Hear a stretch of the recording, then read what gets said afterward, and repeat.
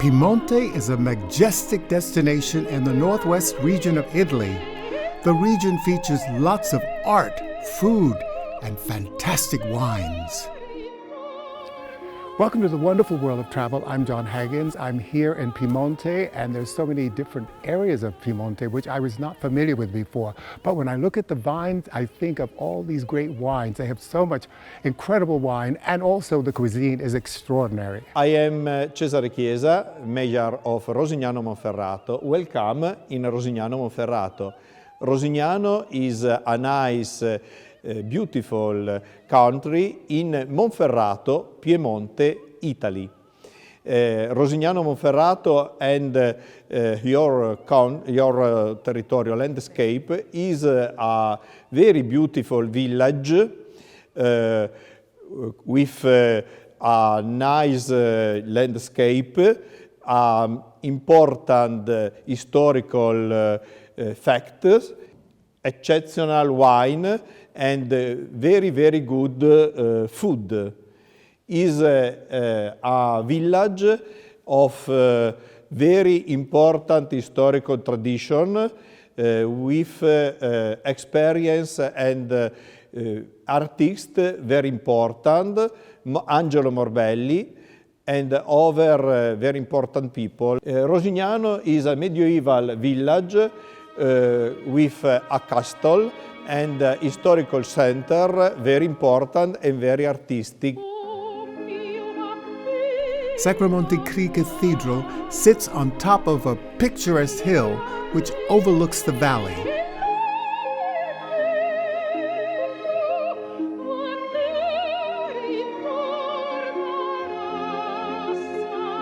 We're here in a chapel that represents the walk to the Calvary of Jesus.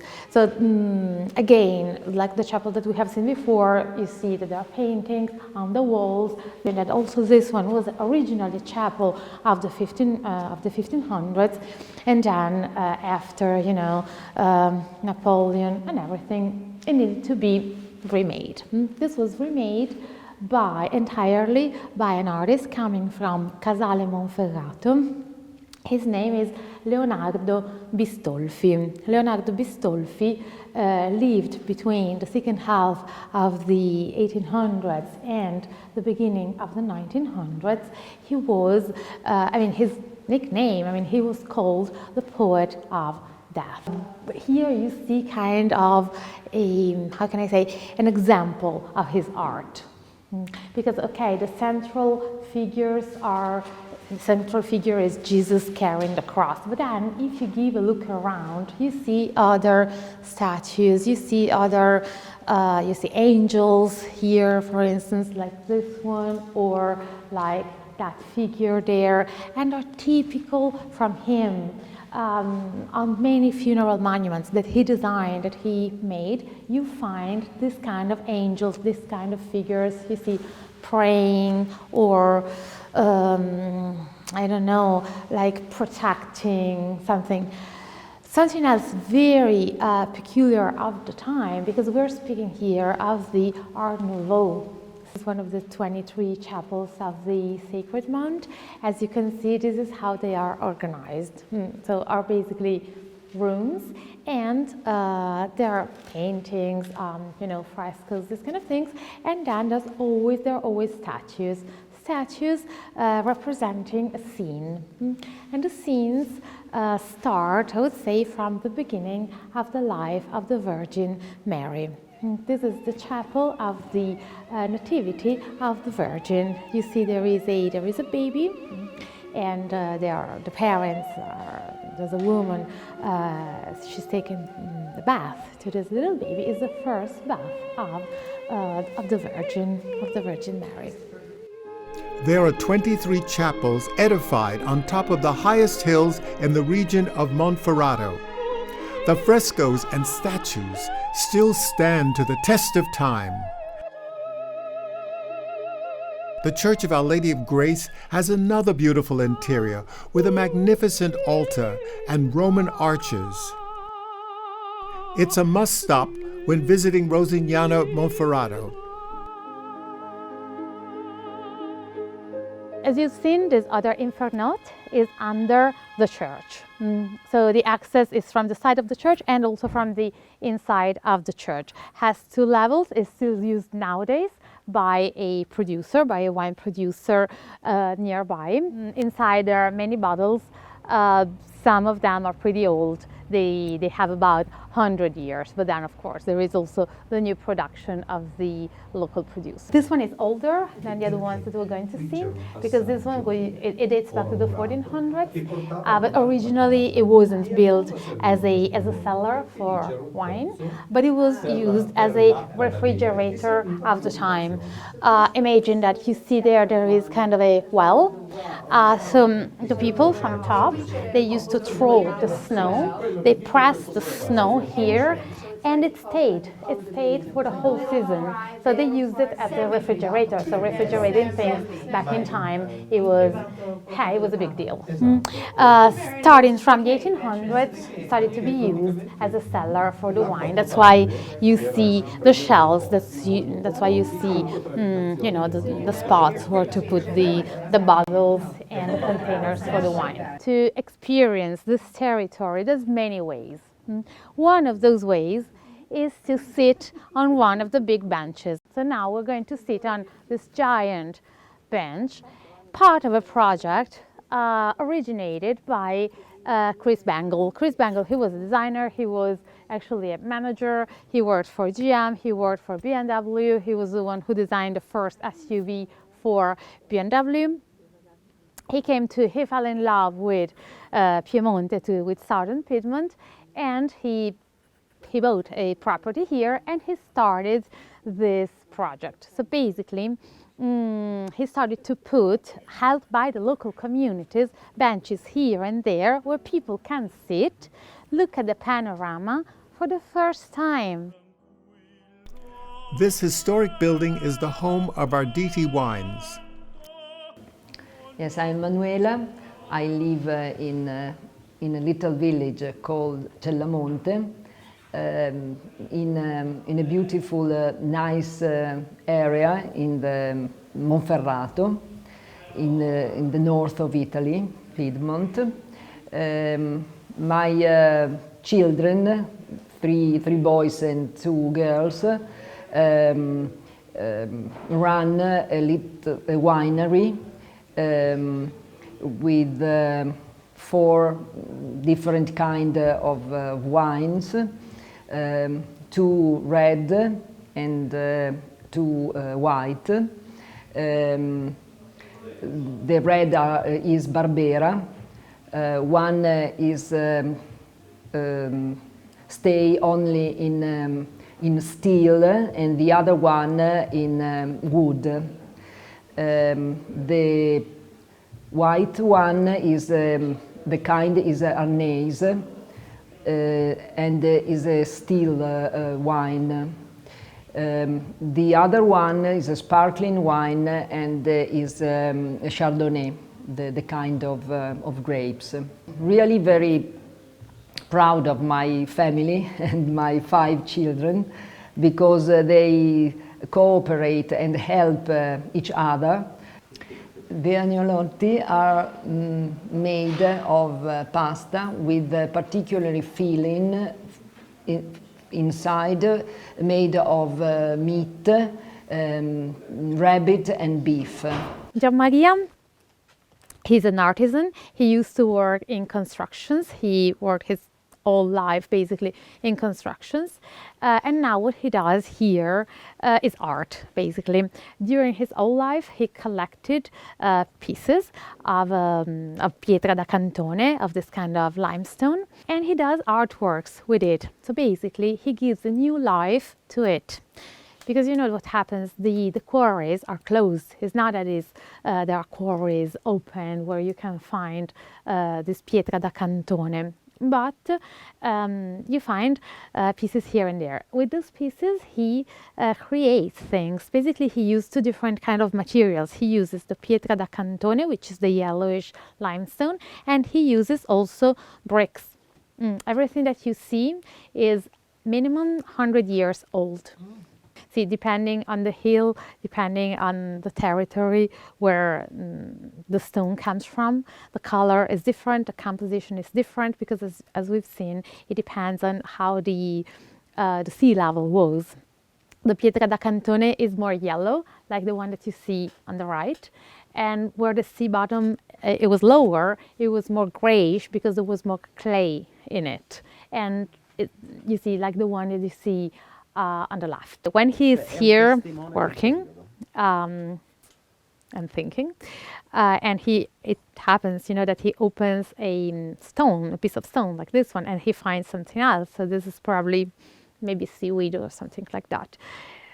He makes him think of what happened here. Slices like this one's done by hand.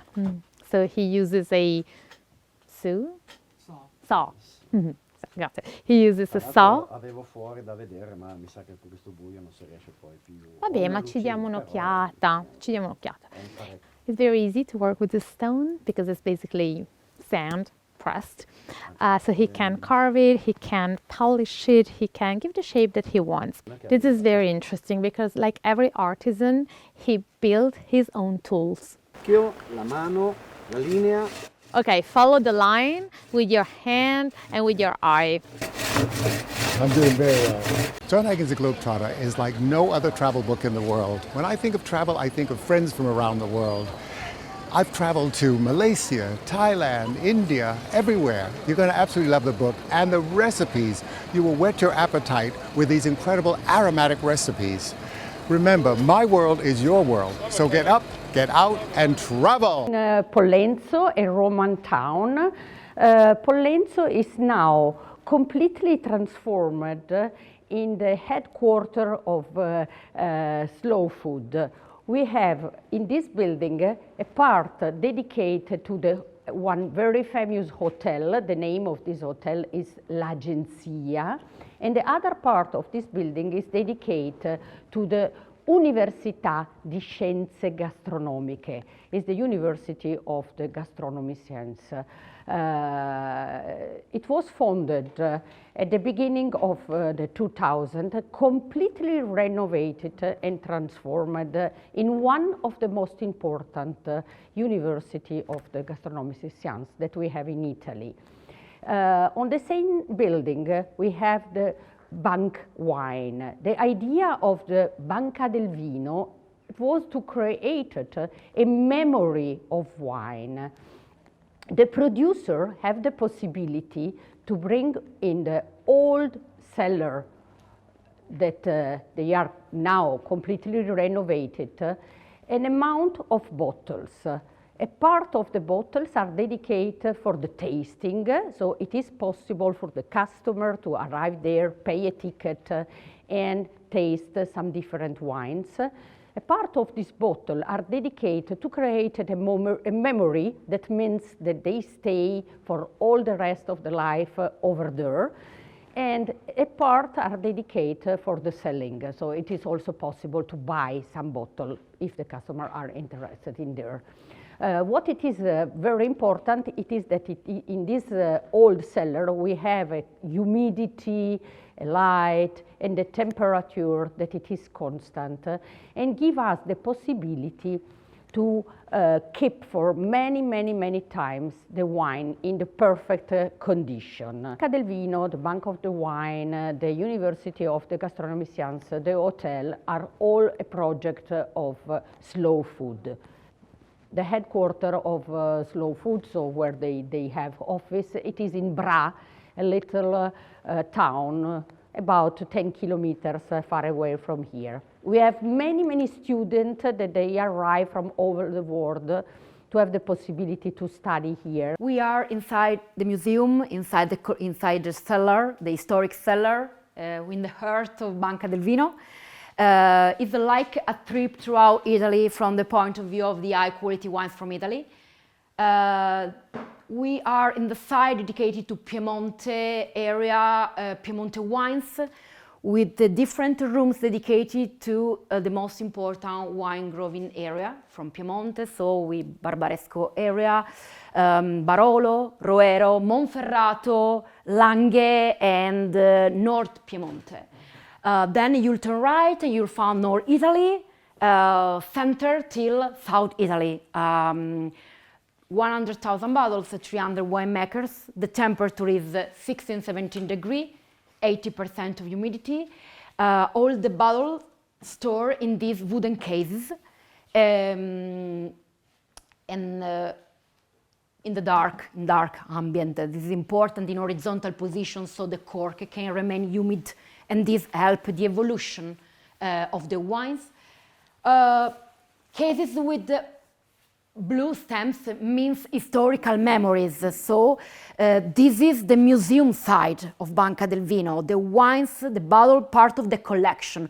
We can't use this bottle, okay, because they are the collection, the museum side. When someone arrives here and asks, okay, hi, what's this place? What can I do here? Usually we tell him, okay, so behind the door there is the museum, the Banca del Vino, the collection. You can walk in the collection, you can enjoy, take your time. There are a lot of panels which explain you everything.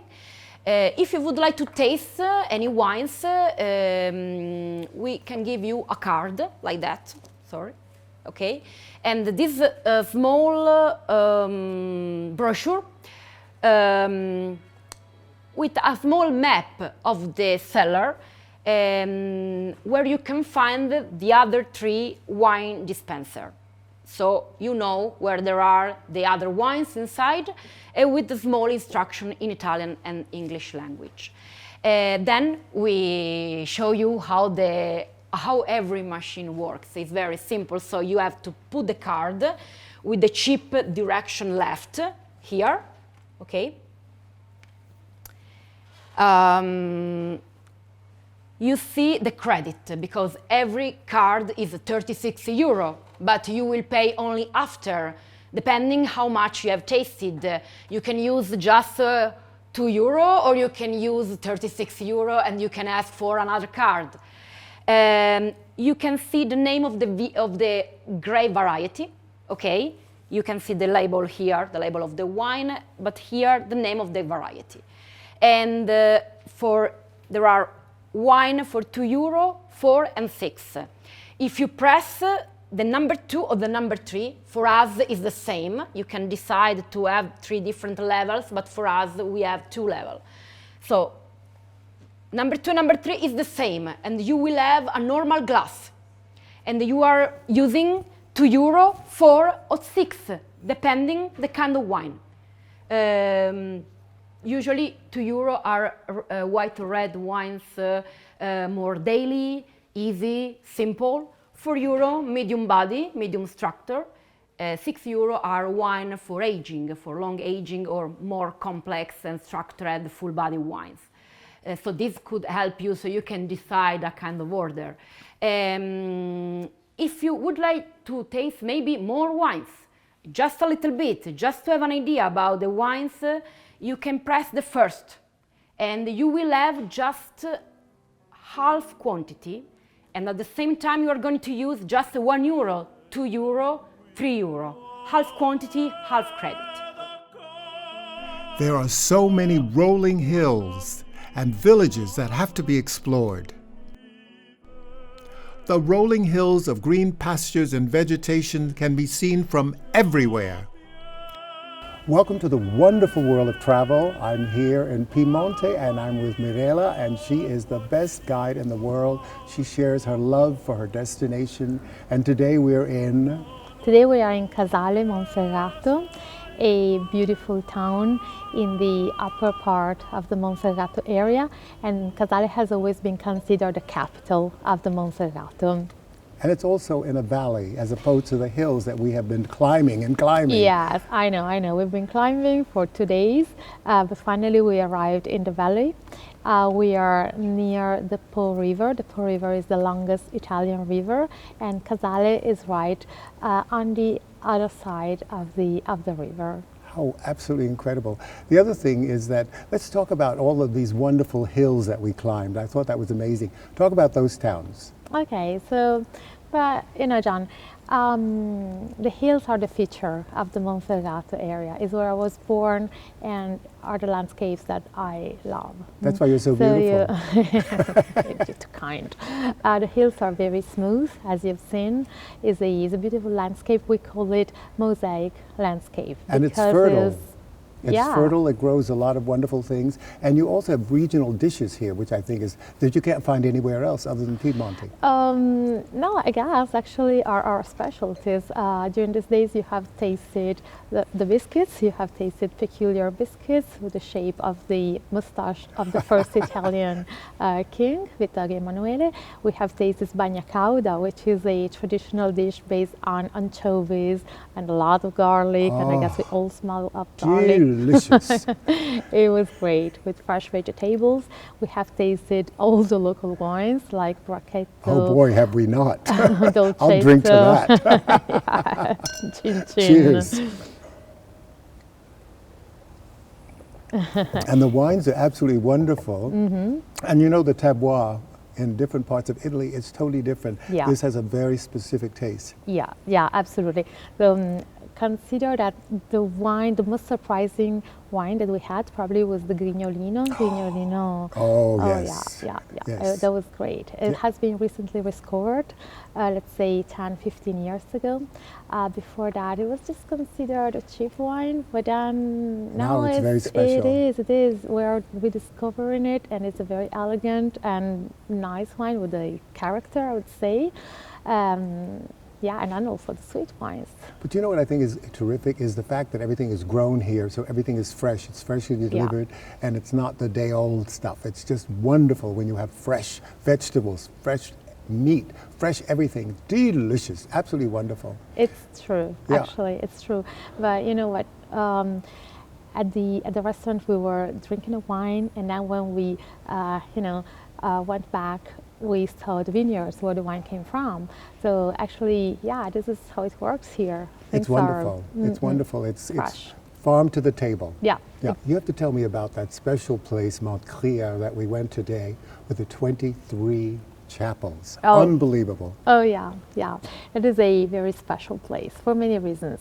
Because you know that as you've seen, is a hill. Actually, is a hill in a natural park, and there's a path that you can walk. And on the path, you find those 23 chapels. Incredible artwork inside. Yeah, I was really impressed. It was so realistic. Yeah, consider that they date back to the 1500s, most of them, or the ones that have been remade later, like in the 1800s, 1900s. The Sacred Mount of Crea, it was included in 2003 in the UNESCO Heritage, and actually in these days you have seen two of the of the places included in the UNESCO Heritage, so the Mount of Crea and the hills of Monferrato. And then you have a huge cathedral there as well. Yeah, there is a big sanctuary. Big sanctuary, very important for the local population. Consider that that is the place where the local population go. People who live in the villages nearby, they go there. And imagine that is a place where families go with kids for having picnics. And as you've seen, there is a pretty good restaurant. And there is also a guest house where people can overnight. And stay? Oh, I didn't realize that. That's fantastic. What an incredible overall experience they can have. Exactly. That's the concept. And this is magical here in the middle of this castle. Yeah, we are in a castle of the 1500s. Actually, we are in the castle of Casale. Actually, this castle is older than that, but the shape that you see nowadays is the castle of the 1500s. We are right in the central courtyard of the castle. It was restored in a fantastic way, I would say. In here, there is the local enoteca, the regional enoteca of Casale, and is where we're going to have a few cocktails now. Absolutely, if you absolutely. And the experience is just phenomenal for anyone to come here and share this history, and the beauty of, and also these medieval cities that we visited as well, which I think is fantastic. Yeah, as you've seen when we go around in this area, on top of every hill, there is a castle, there is a tower, there is a medieval church, there is something. Tell me about those lifelike figures in the chapels. My God, they're unbelievable. What an incredible artist. And who is the artist? Oh, yeah. Or we who have was the artist, actually? Yeah, the artist of that chapel was Leonardo Bistolfi. Leonardo Bistolfi, he was from here, actually. He was from this area, he was from Casale. In Casale, there is a big museum dedicated to him. And as you've said, those statues, they look like alive. But imagine, you know, I told you that the idea of sacred mounts is something that started back in the 1500s, and you know what happened in the 1500s. At the beginning, there was the Reformation of Luther, 1517, and you know, the answer, one of the answers of the Roman Church to this Reformation that was having success, it was, you know, about showing the people, you know, how splendid the Roman Church was, you know. So, and especially under Charles Borromeo, they tried to do kind of ideally, you know, a belt of sacred mounts you know, between Italy and Northern Europe. In Northern Italy, there are 7 mounts. 7 are here in Piedmonte, 7 of them. And you know what? Imagine that at the time people couldn't read, they couldn't study, and for them, you know, seeing this kind of novel, you know, told by the chapel, by the statues, it was like. It was a way of learning, you know, some mysteries of faith. Because imagine poor, simple people living countryside, and it's not that the being mystery. able to read, yeah. Exactly. Yeah, exactly. it was entertainment for them, actually, and an education. Absolutely. You know what I noticed? On every building, there seemed to have been a cave. And the cave where everyone stored their wines, and you know, and winemaking is such a big thing in this area. It's wonderful. Yes, yeah. Wine is one of the few things that people had back in time. So you know, big part of the economy of this area has always been based on that. So was it the priests that were making the wines initially, and then everyone else started making wine, or was it everyone doing the wine? Everyone had, you know, a own vineyard, and they used to make wine. Right, and they're still doing it. Yes, and we're still drinking absolutely. And we're still drinking it. Cheers. I'll drink to that. It's so wonderful to meet you, and I thank you so much for sharing your moments with us. And you are the best and the prettiest lady in town. Thank you, John. It was a pleasure meeting you. Thank you. Cheers. I'm Jon Haggins, the GlobeTrotter. I hope you had as much fun as I did here in Piedmonte, where we had truffles. Truffles, what a treasure. In addition to that, great food, great wine, and all the different regions of Piedmonte is fantastic. You are gonna love it. Until next week, remember, my world is your world. So get up, get out, and travel. Hope to see you next week at another colorful destination. So long for now.